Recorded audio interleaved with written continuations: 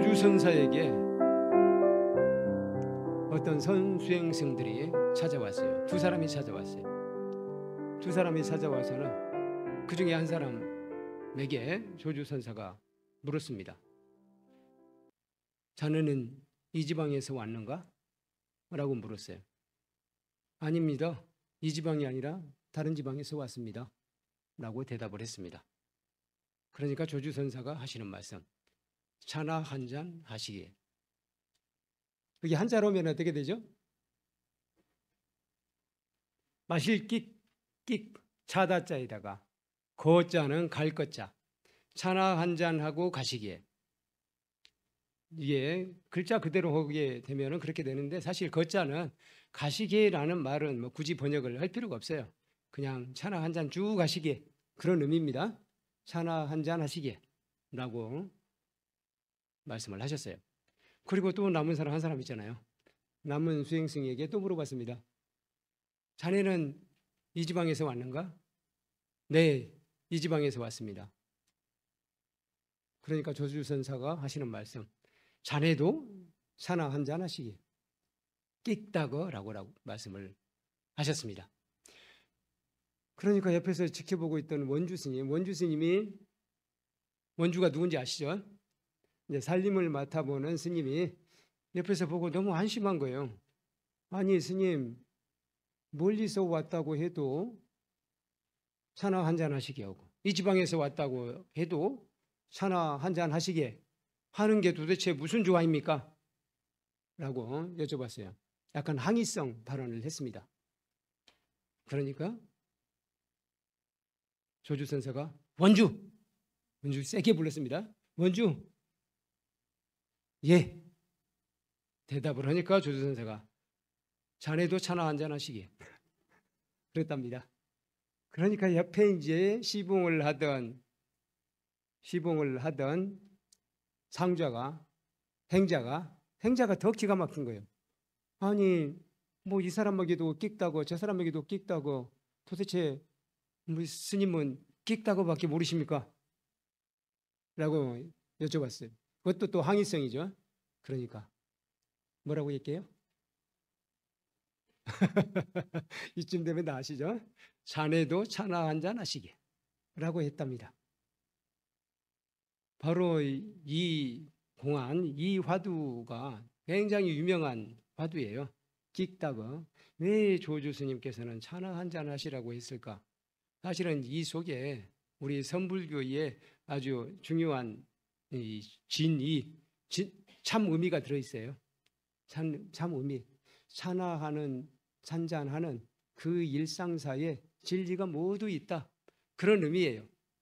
그러나 조주 스님은 그렇게 설명하시지 않잖아요. 그렇게 설명하지는 않으십니다. 우리 선승들은 그렇게 설명하면은 수행자의 방식이 아니에요. 항상 차나 한 잔 하시게 이렇게 가볍게 던지는 거예요. 이 차나 한 잔 하시게, 차나 한 잔 하는 것, 이것 자체에 아주 중요한 진리가 들어있다. 중국 말 중에 다반사라는 말 들어보셨죠? 다반사가 무슨 뜻인지 아세요? 네? 매일 일어나는 일. 다자는 차다자에다가요, 반자는 밥반자예요. 그래서 밥 먹는 것은 날마다 하잖아요. 근데 여러분들 차는 날마다 마십니까? 그렇지 않은 것 같기도 하네요, 우리나라 사람들은. 근데 중국 사람들은 날마다 마셔요. 중국은 대체로, 중국에도 물이 좋은 고장이 있더라고요. 옛날 고구려 땅, 저 광개토, 호태왕비, 장수왕 능 있는 그런 동네는 물이 상당히 좋더라고요. 그냥 물을 마셔도 괜찮겠더라고요. 그런데 그렇지 않고 이 아래쪽으로 오면 운남성이나 이쪽은 다 물을 끓여서 마시거나 차를 끓여서 마셔야 돼요. 맹물을 마시면 안 돼요. 맹물을 마시면 탈이 납니다. 그래서 항상 차를 마시는 거예요. 차를 항상 끓여놓고 차로 음료를 대신합니다. 우리나라 사람처럼 맹물을 그냥 마시는 게 아니에요. 뭐 요즘에도 우리나라 사람도 요즘에는 뭐 맹물을 안 마시고 생수를 마시긴 하잖아요. 생수를 마시거나 아니면 정수기에 걸러서 마시긴 하는데 옛날에는 그렇지 않았잖아요. 근데 중국 사람들은 옛날에도 차를 마셨다는 거예요. 그래서 차를 마시는 게 일상생활이었어요. 그래서 중국 사람들에게는 다반사라는 말이 늘 일상 속에 있는 일이라는 뜻이에요. 거기다가 항상할 항자가 들어가면 항다반사라고 합니다. 항다반사 또는 다반사는 늘 있는 일, 일상적으로 하는 일을 다반사라고 합니다. 그런데 그 다반사에 사실상 도가 있다. 그런 말씀을 지금 하고 계시는 거예요. 우리 조주선사께서. 그래서 우리나라 선사도 그런 경우 있네요. 보감충지 선사, 보감충지는 우리 원감충지라고도 하죠. 원감충지 혹시 들어보셨는지 모르겠는데요. 수선사의 송광사의 6대 사주예요. 초대는 누구였죠? 보조국사 진누리잖아요. 두 번째는 진가 개심 스님이고, 그리고 이제 중간에 과정을 거쳐서 6대 사주가 원감충지 스님입니다. 이 원감충지 스님이 쓴 시를 같이 한번 읽으실까요? 이분에게 제자가 물었습니다. 어떻게 하면 깨달을 수 있습니까? 라고 물어봤어요. 그러니까 시로 대답을 했습니다. 시는 같이 읽으시겠습니다. 우리 두 번째 파란 글씨네요. 두 번째 파란 글씨 같이 읽으시겠습니다. 새벽에는 한 국자의 죽, 점심에는 한 그릇의 밥, 갈증엔 석 잔의 차 마시면 그뿐, 깨닫거나 말거나 관여치 않는다. 새벽에는 한 국자의 죽 먹으면 충분하고, 점심에는 한 그릇의 밥을 먹고, 갈증이 나면 석 잔의 차를 마신대요. 석 잔의 차를 마시면 됐지, 거기에 무슨 깨닫거나 말거나 그런 쓸데없는 욕심을 부리느냐, 그런 이야기예요. 이것도 똑같은 이야기예요. 이것도 우리들이 죽 먹는 거, 밥 먹는 거, 차 마시는 거, 그 안에 도가 다 있다. 다른 거 따로 보려고 하지 말아라 라는 의미가 들어있어요. 거기에 다 도가 있는데 뭘 깨달으려고 또 하느냐 라고 하는 거예요. 그 이해 가십니까? 이해 가셔요? 이해 가시는 분? 다들 이해 안 가셔요? 이해 가시는 분은 우리 선수행을 좀 해보려고 권하려고 그랬더니 아무도 손을 안 드시네요. 이해 가시는 분은 선수행을 해보실 필요가 있어요. 그런 분들은 금방 아마 견성을 하시게 될 거예요. 바로 제가 지금 이렇게 간단하게 설명을 했는데 다 이해하셨다면 충분히 자질이 있는 겁니다. 그래서 마조 도율 선사가 하신 말씀 중에 평상심시도란 말 들어보셨어요? 평상심이 도다. 평상심이라는 것은 뭐냐? 평상심이라고 하니까 우리 일상의 마음이 평상심인 걸로 착각을 해요. 근데 사실은 그렇지 않아요. 우리의 마음, 본래 마음은 물들지 않았대요. 더러워지지 않았대요. 근데 여러분의 마음을 가만히 한번 들여다보세요. 한번 가만히 눈을 감고 자신의 마음 한번 들여다볼까요? 마음을 한번 고요히 들여다보겠습니다. 눈을 지그시 감으시고 내 마음은 어떤지 살펴봅니다.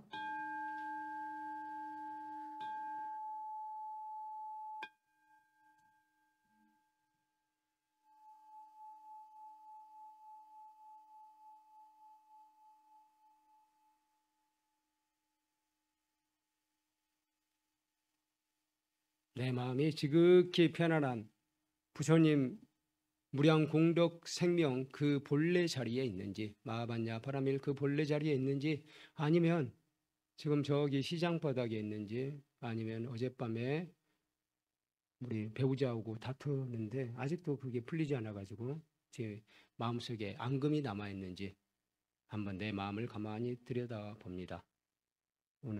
또는 누구에겐가 분노가 있는지, 아니면 자기 자신에 대해서 불만족한 것이 있는지, 나는 항상 부족해, 나는 잘하는 것도 없어, 그런 마음을 갖고 있는지, 아니면 나는 본래로 부처님 무량 공덕 생맥이어서 지금 내가 들여다보는 이 마음은 지극히 평화롭고 고요하고 슬기로운 부처님 마음 그 자체입니다. 저 고요한 바다, 잔잔한 바다처럼 넓고 맑고 환한 그런 부처님의 마음입니다. 그런 마음이 느껴지는지 가만히 들여다봅니다.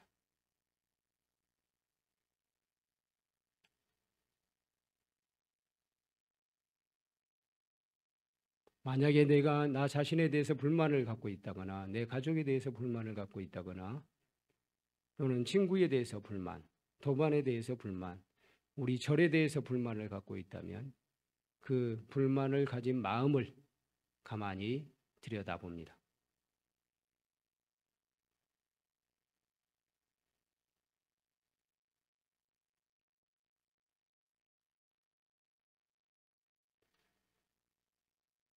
그리고 그런 마음이 있다면 지금 이 순간 마하반야 바라밀, 마하반야 바라밀, 마하반야 바라밀 내 생명 부처님 무량 공덕 생명으로 전환하도록 해봅니다. 내 마음은 부처님의 무량 공덕 생명이다. 내 마음은 마하반야 바라밀이다. 내 마음은 청정하다. 내 마음은 원만하다. 어떤 갈등에도 흔들리지 않는다.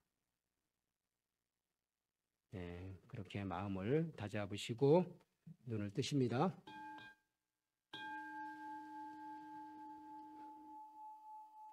여러분들의 마음에는 어떤 마음이 좀 더 많은 것 같은가요? 깨끗한 것이 더 많이 느껴지시나요? 아니면 그냥 불만스러운 것, 친구에 대한 불만, 가족에 대한 불만, 나 자신에 대한 불만, 그런 불만이 더 많은가요? 제가 표정을 보니까 별로 불만이 없으신 표정이네요. 마음이 편안하시네요, 다들. 네네, 아주 훌륭합니다. 바로 그 마음이 평상심이에요. 아주 고요한 마음, 바다와 같은 마음, 잔잔한 바다, 잔잔한 호수와 같은 마음이 바로 평상심이라는 거예요. 그래서 사실상 평상심 시도가 쉬운 말은 아니에요. 그러니까 우리의 평상시 화내고 성내고 욕심내고 그런 마음이 아니라 실제로 우리 본 마음은 지극히 평화롭고 슬기롭고 문명에 물들지 않고 그런 마음이 우리의 본래 마음이래요.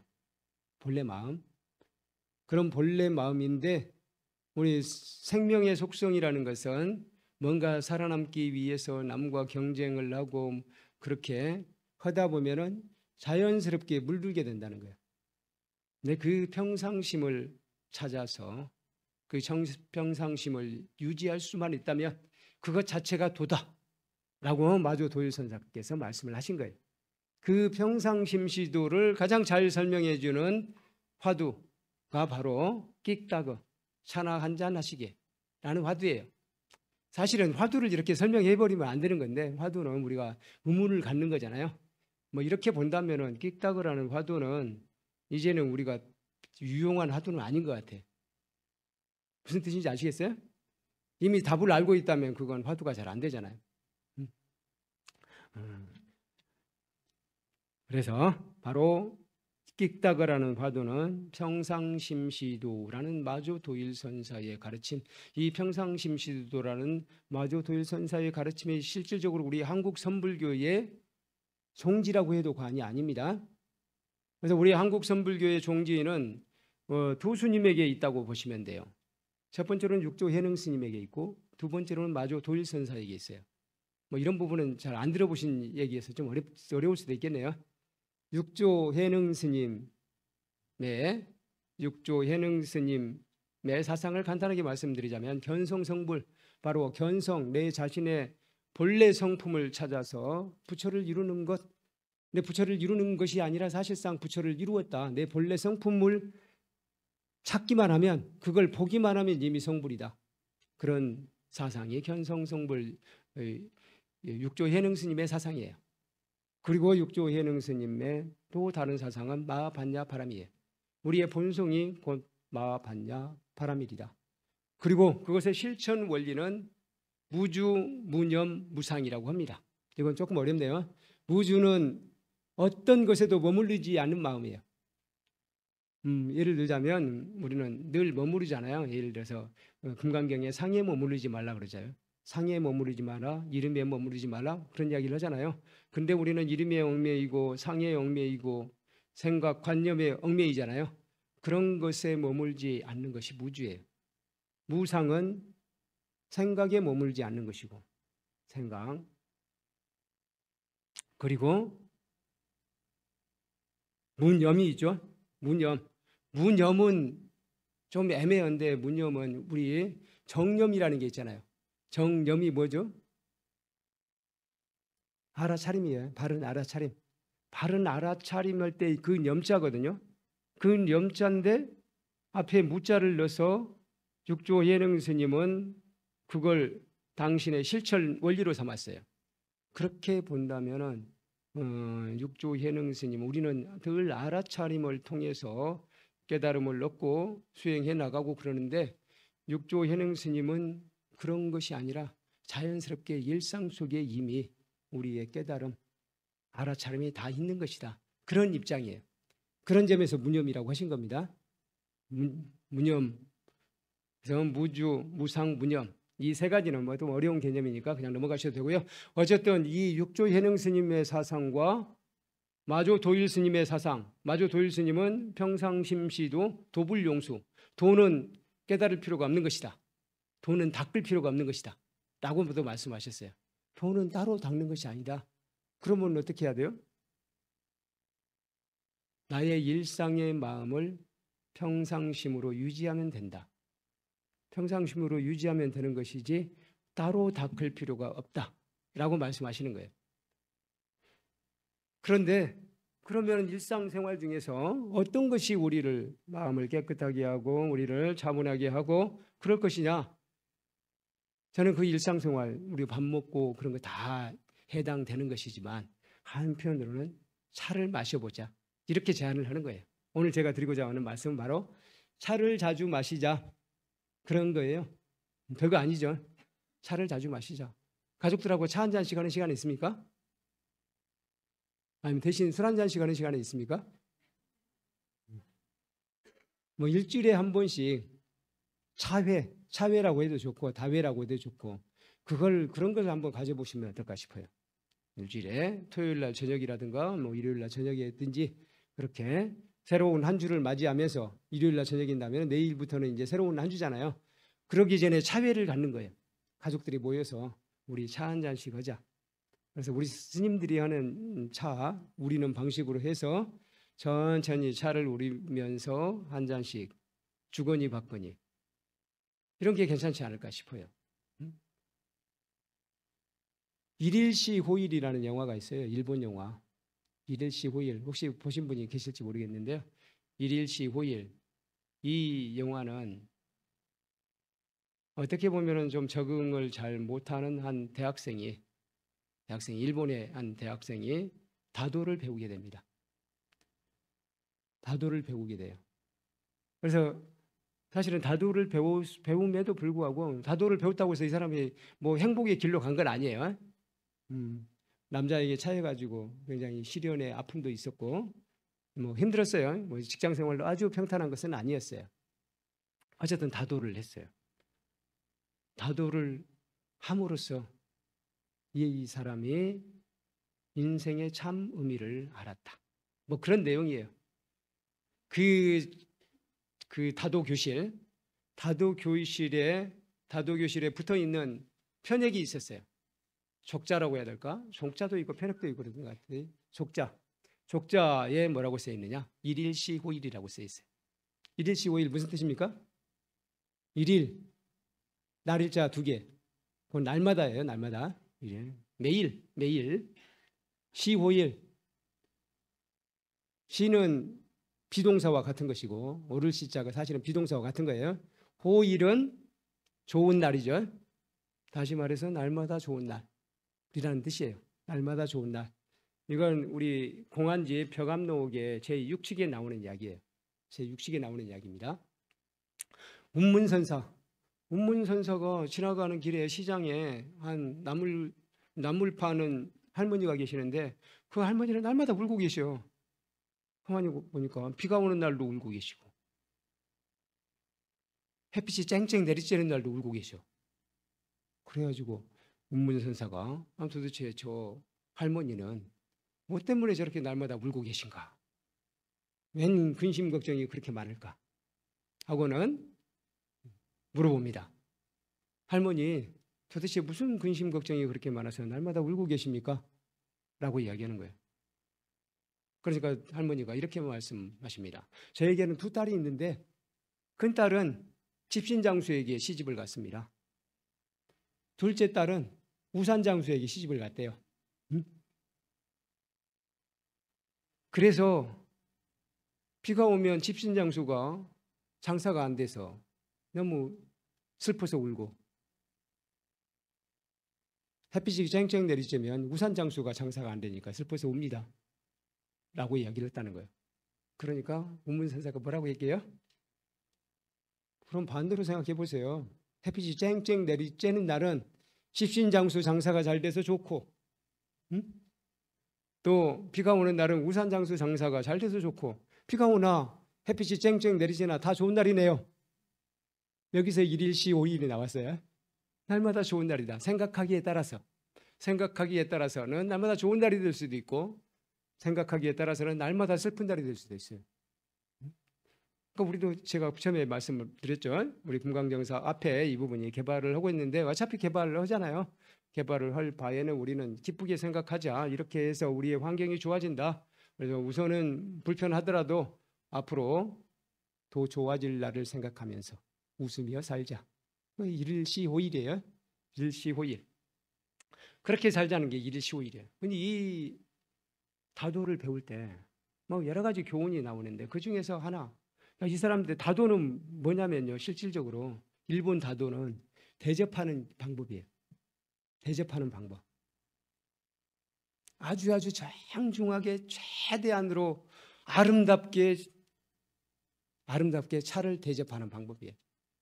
그럼 생각해 보니까 이거야말로 진짜 아름다운 행위구나 그런 생각이 들더라고요. 우리나라 다도는 이제 그런 식은 없어요. 우리는 그렇게까지 뭐 형식이나 격식이나 이런 걸 그렇게 좋아하진 않는 것 같아. 우리는 좀 편안하게 수도분하게 약간 소박한 것을 좋아하는 스타일이고 일본 사람들은 또 완벽하게 깎아놓고 정교한 거 이런 걸 좋아하는 스타일이잖아요. 뭐 불상을 보든 뭘 예술 작품, 공예 작품을 보든 좀 그런 경향이 있어요. 네, 다도도 그런 것 같아. 우리나라 다도는 아주 편안하고 스님들이 일종의 선문답을 하는 또 담소를 나누는 그런 쪽에 집중되어 있다면 일본의 다도는 최대한 정중하게 차 공양을 올리는 의식이에요. 차 공양을 올리는 의식. 어떻게 보면은 뭐 쓸데없이 그냥 아무리 대접했다가 그냥 차 주면 되지. 뭘 그렇게 복잡하게 절차를 밟아가면서 하나? 그런 생각이 들기도 하는데요. 저는 거기에 가만히 보니까 아까 제가 이렇게 얘기했잖아요. 시와 미와 사랑과 낭만이 있다. 그 안에 시와 미와 사랑과 낭만이 있어요. 시라는 것은 뭐냐면요. 우리가 차를 대접하는 그 순간 다시 옵니까? 안 옵니까? 다시 안 와요. 그래서 내게 주어진 이 시간에 내가 좋아하는 사람, 내가 대접할 사람에게 최대한의 공경을 담아서 그에게 대접한다. 그런 의미가 들어있어요. 차 한 잔에 뭐 아주 비싼 것이거나 그런 건 아니잖아요. 그렇게 어쨌든 거기 소박한 다과에다가 말차 한 잔 이거 이렇게 되거든요. 뭐 다과도 뭐 여러 가지 종류로 하긴 합니다만 다과 또는 떡하고 차 한 잔이 말차 한 잔이에요. 기껏해야 그거 한 잔 줘요. 그런데 거기에다가 최대한의 정성을 담는다는 거예요. 그 마음이 뭐냐? 이 순간은 다시 오지 않는다.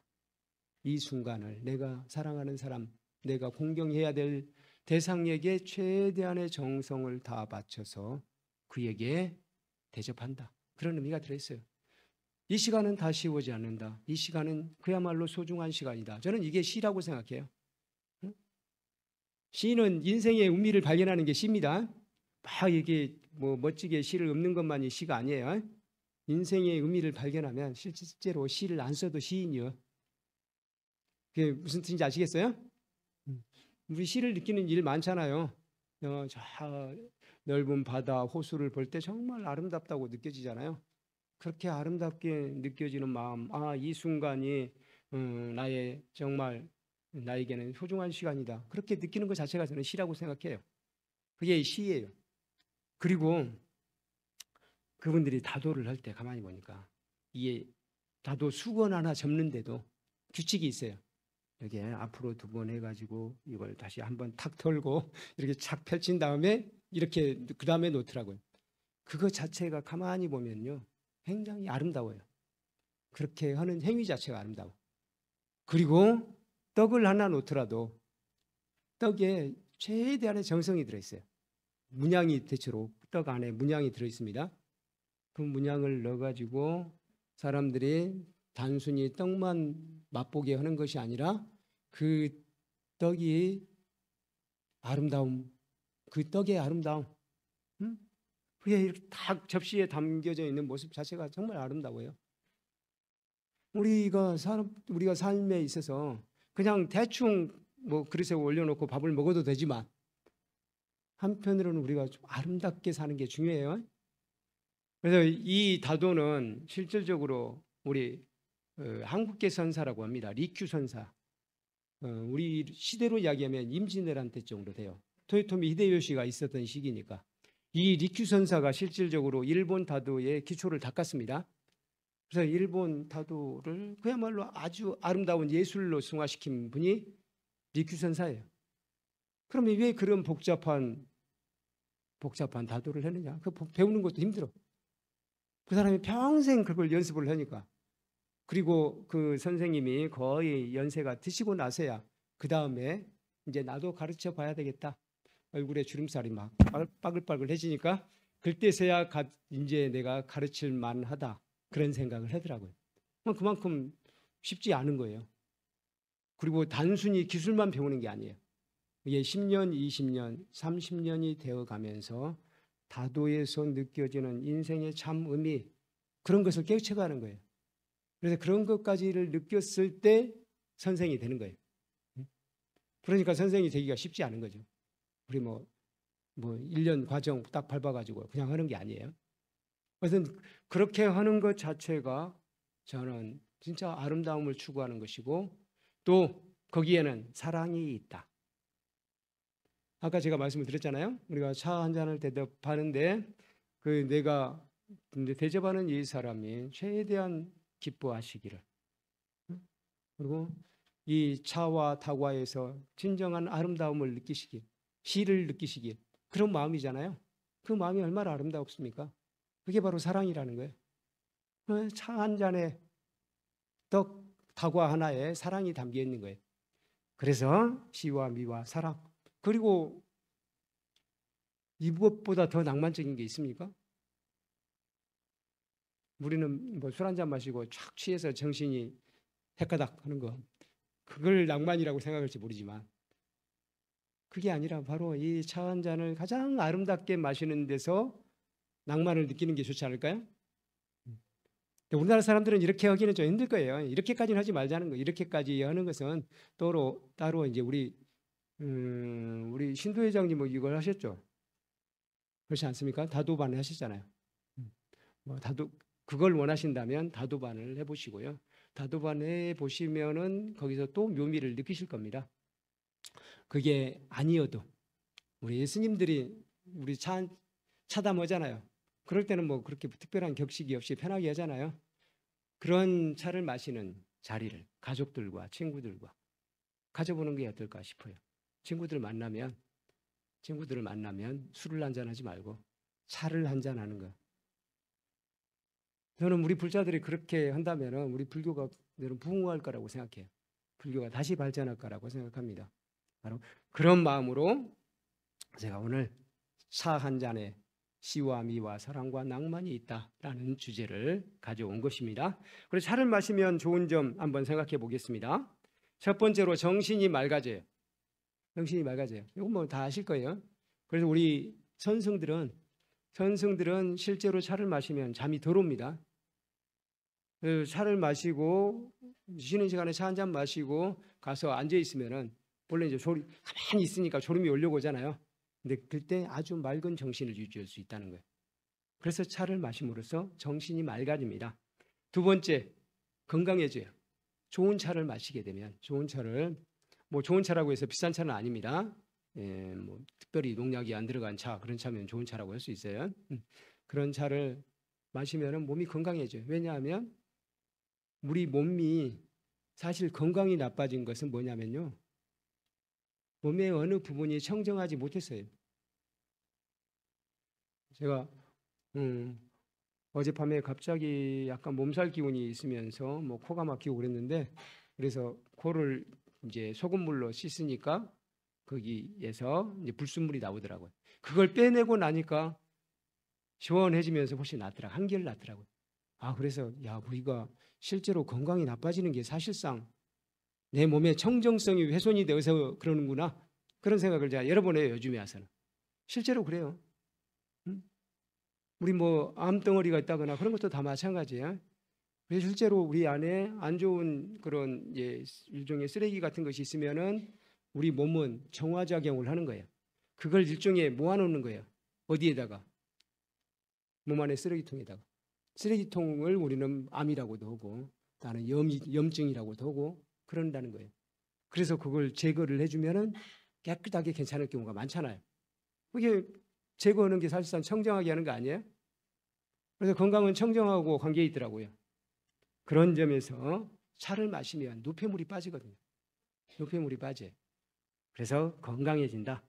그리고 셋째, 여유가 생겨요. 차를 마시면 이게 차가 금방 안 나오거든요. 물이 끓는 시간도 있고 이게 우리는데도 좀 시간이 있어요. 그래서 이양이약 하다가 차가 이양이약 하다 보면 차가 나오잖아요. 그래서 사람이 여유가 생겨요. 여유를 가질 수 있어요. 그냥 자판기에서 쫙 뽑는 차보다는 훨씬 여유를 만들 수 있습니다. 그래서 우리가 삶에 있어서 여유가 중요하지 않아요? 우리가 이 한 세상 살면서 여유 없이 항상 바쁘면서 쪼들리면서 살다가 간다면 우리 인생이 너무 불쌍하지 않습니까?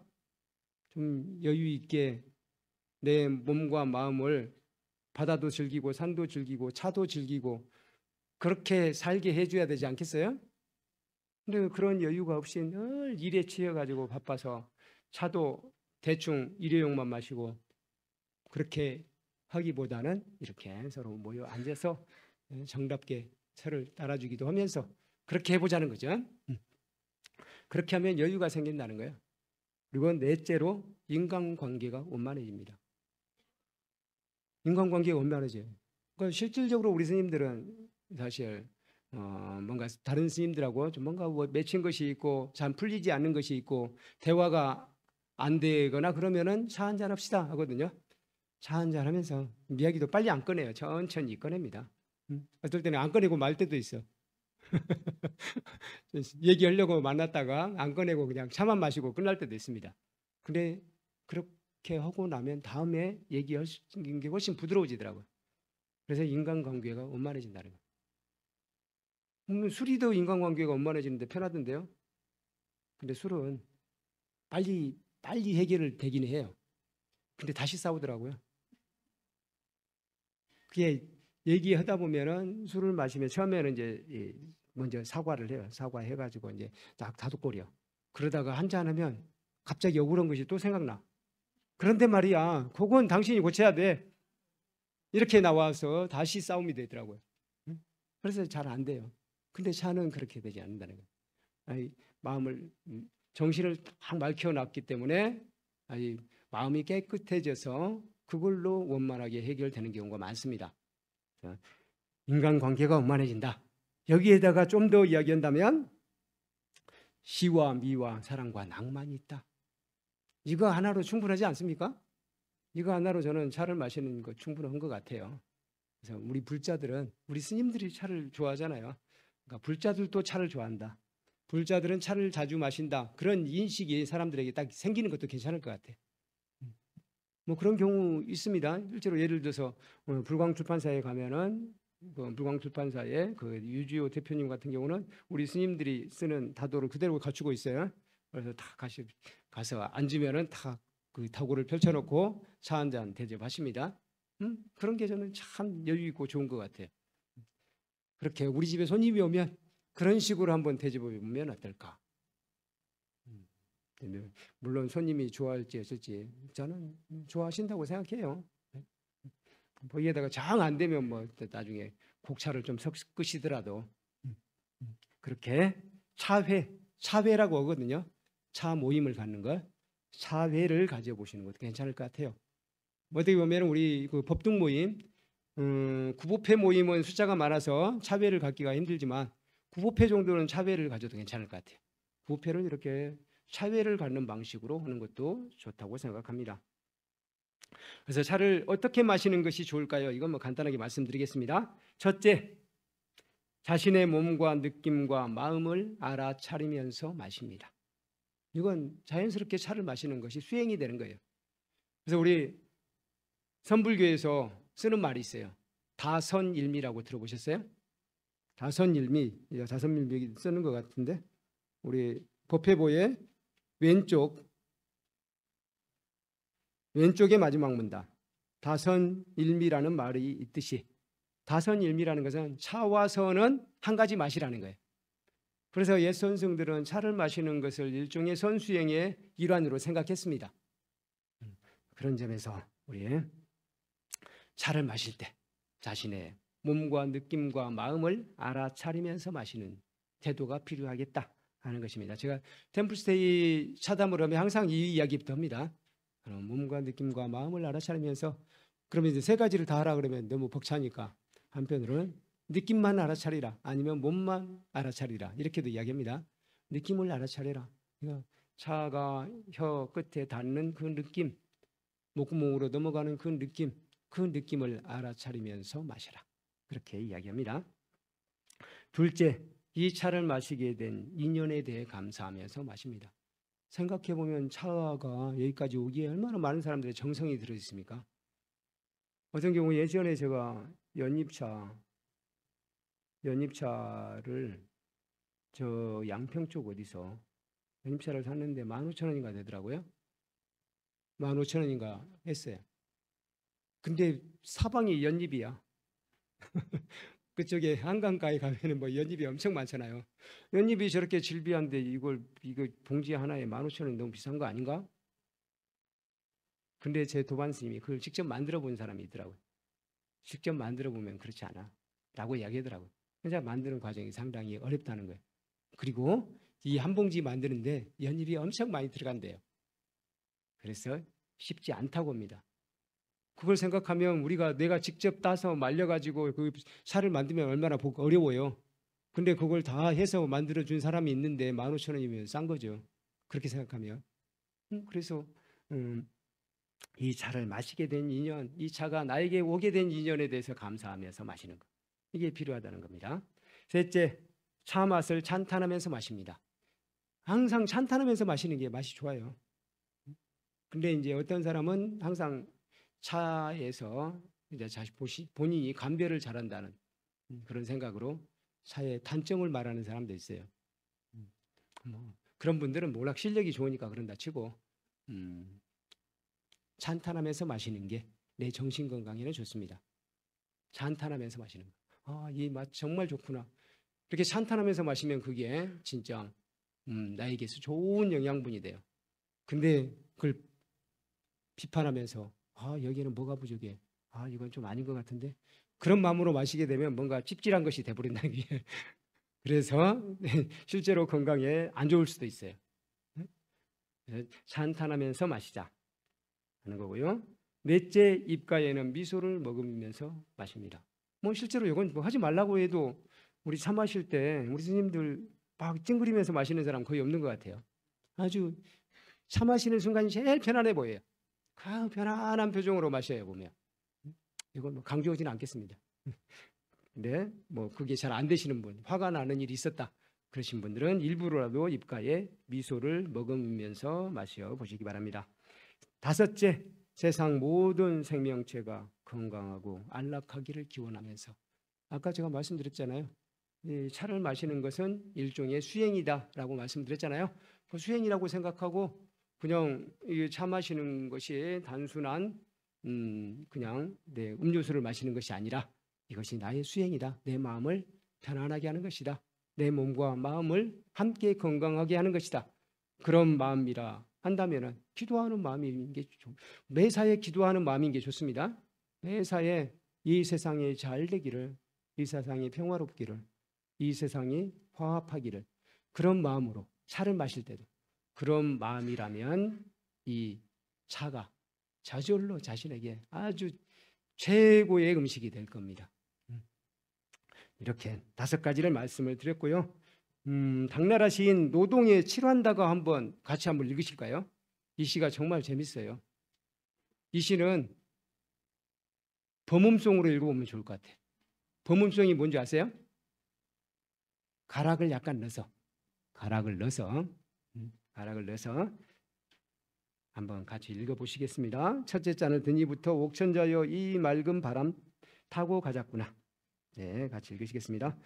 첫째 잔을 드니 목과 입술이 부드러워지고 둘째 잔을 드니 고독과 번민이 사라지네 셋째 잔을 마시니 마른 장자에 오직 문자 5천 곳만 남아있고 넷째 잔에 이르니 내 평생 불평스러웠던 일들이 온몸의 털구멍을 통해 흩어지네 다섯째 잔을 마시니 근육과 뼈가 맑아지고 여섯째 잔에서 신선의 세계에 동한다 일곱째 잔은 마셔도 얻을 것이 없는데 오직 양겨드랑이에서 솔솔 맑은 바람이 나오는구나 복례산이 어디 있느냐 옥천자여 이 밝은 바람 타고 가자꾸나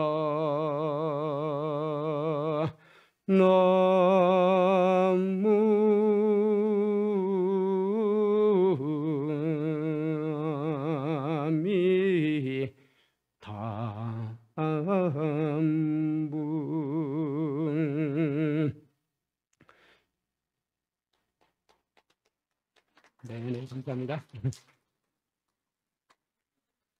당나라 시인 노동은 정말 차를 좋아했던 사람이에요.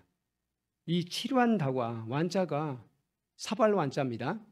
대접 완자예요. 대접에다가 이분은 대접같이 큰 그릇, 우리 국그릇이 아니라 대접같이 큰 그릇에다 마셨다는 그거 완이라고 해요. 거기에다가 차를 마셨습니다.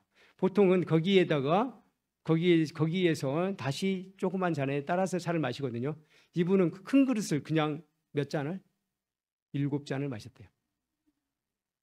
그래서 보세요. 한 잔을 마시면 목과 입술이 부드러워진대요. 두 번째 잔을 마시면 고독과 번민이 사라지고 셋째 잔을 마시면 마른 장자에 오직 문자 5천 곳만 남아있고 넷째 잔에 내 평생 불평스러웠던 일들이 털구멍을 통해 빠져나가고 다섯째 잔을 마시니 근육과 뼈가 맑아지고 여섯째 잔에는 신선의 세계에 통한대.